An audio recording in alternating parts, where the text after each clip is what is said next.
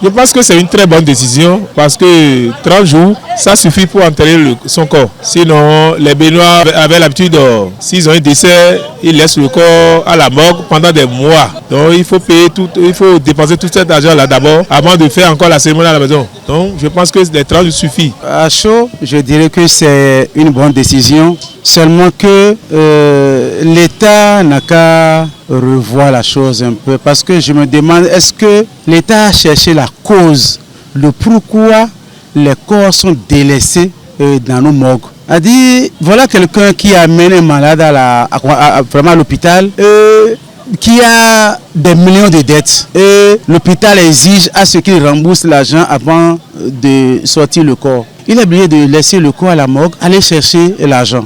Voilà que l'État décide d'enterrer ces corps-là désormais.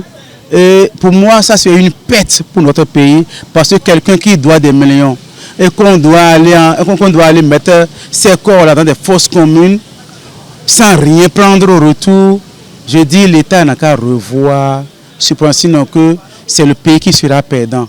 Sinon, avec ça, l'État aura du corps à enterrer à tout moment. Je tire chapeau et au gouvernement. L'homme sage ne peut vivre qu'avec ses moyens et surtout en dessous de ses moyens et non en dessus. Les temps que nous passons sont des temps de misérables moments. C'est rare que certains achètent Amos Sodia qui est devenu capitaine. C'est malheureux. Et quand il y a décès, nous courons nous endetter pour dire et acheter bœufs, moutons, cabris, cochons. Après les funérailles, nous avons les têtes baissées en pleurant dans la chambre. Les coups de téléphone viennent à gauche et à droite. L'autre dit, Ziakweti Wami. L'autre dit, rembourse-moi mon argent. L'autre dit, so gagné Vanamoui. Il laisse le corps à la morgue parce que on veut vendre le carré avant de faire l'enterrement. Et on n'a pas encore trouvé le client pour le carré qu'on veut vendre. Donc il faut du temps pour faire les papiers, pour vendre le carré avant d'aller enterrer son corps.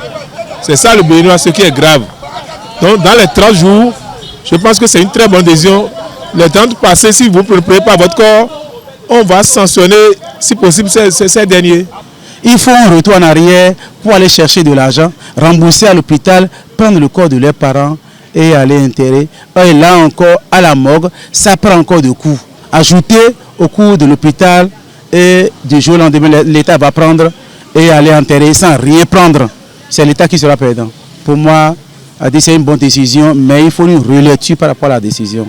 Pour quelqu'un dont je suppose que c'est le fils aîné qui allait en mission d'État, et que, parce qu'on est en Afrique, il faut respecter aussi la tradition. Le fils aîné doit être là avant que le père ne soit peut-être enterré et on l'attend, ou même parfois de son propre enfant, il est enterré, peut-être qu'il est en mission. Je vois que 30 jours, c'est un peu... Si l'État peut revoir un peu le délai, ça serait... Le tout ne suffit pas de prendre une décision, il faut l'appliquer, que des structures soient mises en place. Si quelqu'un, sur hasard, a dépensé plus que ses moyens, le président de la République a crié la criette et rapidement il faut les envoyer. Nous en avons marre des dettes.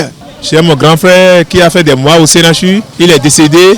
On nous fait encore la facture d'aller payer des centaines de mille avant de retirer le corps. Alors que la personne n'hésite plus. On a trop dépensé là. Donc si le gouvernement peut revoir encore ce secteur-là, s'il y a un corps à l'hôpital, surtout à l'hôpital CNHU qui est décédé, il faut, si possible, amortir le coût à ces derniers-là pour qu'ils retirent facilement leur corps. Au lieu qu'on va leur encore exiger des centaines de mille de payer avant de retirer le corps, je pense que le gouvernement a encore revoir ce côté-là.